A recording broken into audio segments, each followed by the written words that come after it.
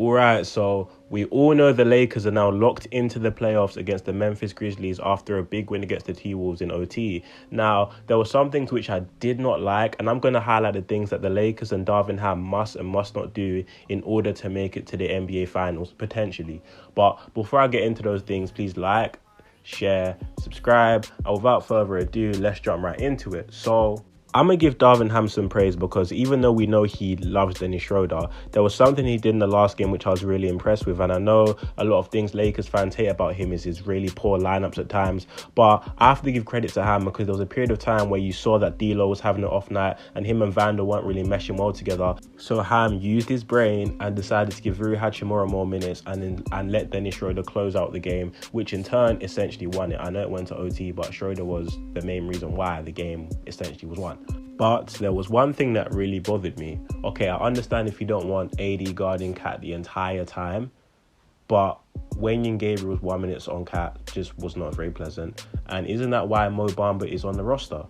Like, you have a guy who's fully healthy coming off an ankle sprain, but he's cleared to play and he gets no minutes. So essentially saying when there's going to be a time where you're forced to play Mo Bamba, you're going to throw him into the fire after being out for 3-ish weeks, not really playing, and then getting no minutes against the T-Wolves, then expect him to be able... It doesn't make sense. There was definitely a spot for Mo Bamba to get some run against the Timberwolves, and you got quite lucky because, quite frankly, Cat had an all-right night, nothing special.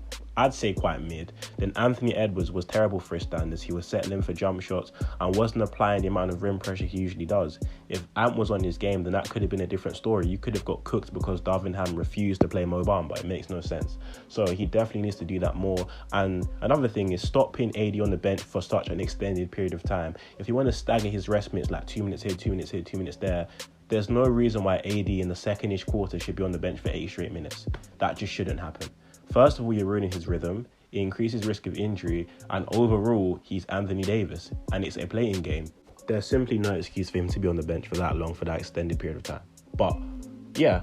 So essentially saying, for the Lakers to continue to be successful, adjusting on the fly would be very key. For example, Bees, I believe, only played 13 minutes. There's going to be games where you need shooting. Even though Beasley's not been shooting the ball well, there'll be games where Beasley's going to play. But if he's not hitting his shots, he has to come right back out because he's not really offering you much other than just spacing the floor.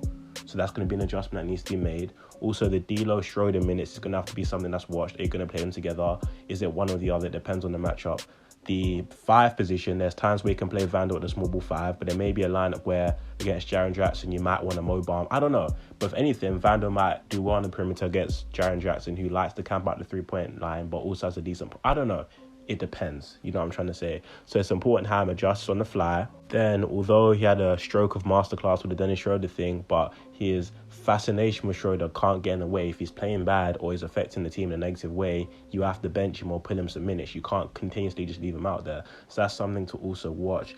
But yeah, the biggest thing with Ham and the Lakers is just rotations and lineups. Like, some of the lineups I've seen have been absolutely criminal from Darvin Ham. Like, I know you guys won in OT, but not having both Rui Hachimura and Vandal out there for essentially the entirety of overtime is criminal. Like, it didn't make any sense, and it doesn't make any sense.